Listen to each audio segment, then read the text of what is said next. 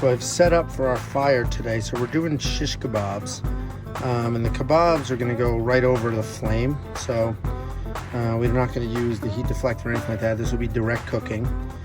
What I've done here is I use a kick ash basket. I actually took that out. The reason I took that out is the grates on the bottom of the kick ash basket are pretty big, and when you use that, you don't use the bottom of the firebox. So a lot of the smaller pieces honestly just fall right through. So in this case, it's the end of a charcoal bag. It was not an expensive bag, so there's a lot of small pieces in here. So I took that basket out. We're just using the firebox as it's originally intended here. I've got a couple twills, and we're not using a ton of charcoal here because these are going to cook in about 10-15 minutes, almost like a gas grill type cook. So we'll come back, we'll make our kebabs, we'll light this up, and we'll go ahead and get started. Okay, we've got some kebabs, both with meat and vegetarian. We have a bunch of corn, and this is a Kamado Joe classic. It's not the Big Joe, so we don't necessarily have unlimited space here. So I am going to use the extra rack. So just like this, it's very easy. So we will put this stuff on first. I'm probably going to put the corn up there. So let's go ahead and we'll get the meat on first.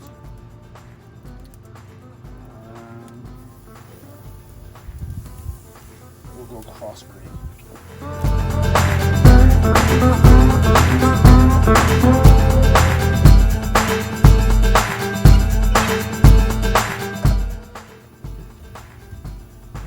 So we actually fit a ton of stuff on here doing this. So I'm going to close the lid for a few minutes, let it sit.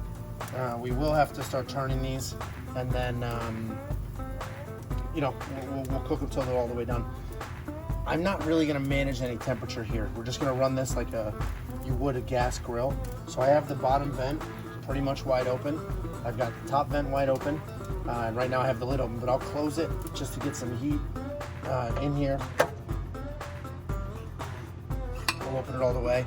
I'll close it just to get some heat in here, some radiated heat, especially to help with that corn. So we'll just let it sit. We'll check on it every now and then.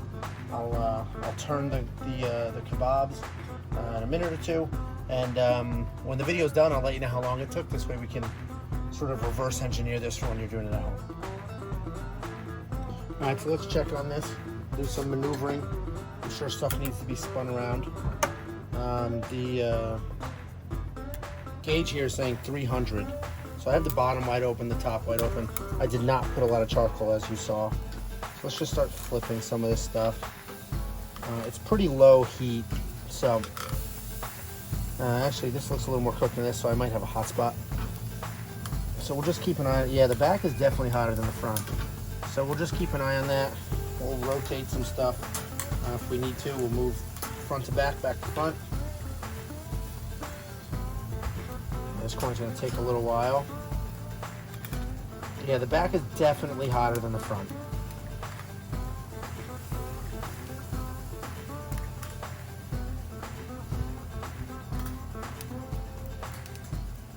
So we'll just let this run a little bit. I'm going to leave the lid open a little bit, let that fire get a little hotter.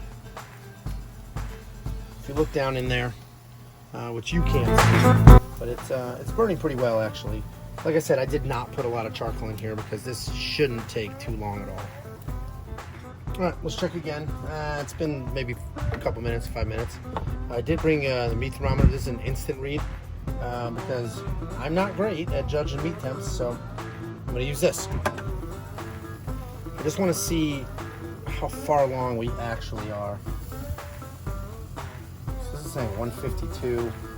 That's pretty cooked. 160, 137, 141. So essentially that meat's cooked.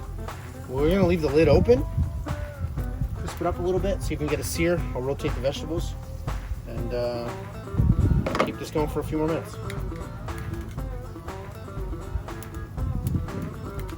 What I'm going to do too is once I take this stuff off, the kebabs off, I'm going to bring that corn down to that grate and burn it up a little bit, which definitely makes it taste better.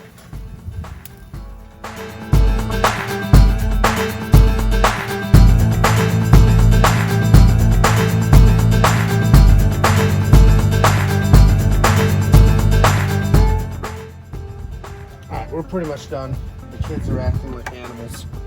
So let's speed this up. This is honestly done. So hopefully this is well enough that my wife's not going to complain. I'm going to take all the meat off. I'll actually move the corn down. Let that sit for a few minutes while I take this inside. But we should be done here. I think all in all, this is maybe 30 minutes. It probably took a little longer than usual because A, we have a lot of stuff in here, and B, it was all cold. I put everything on cold, so you know, if you have a hot grill and you put cold things on it, it's gonna cool it off. So these veggies could honestly probably go a little longer. We'll move the corn down. We'll take this off. It's hot. I'm too lazy to get my gloves. Leave this on. Alright, we're done here.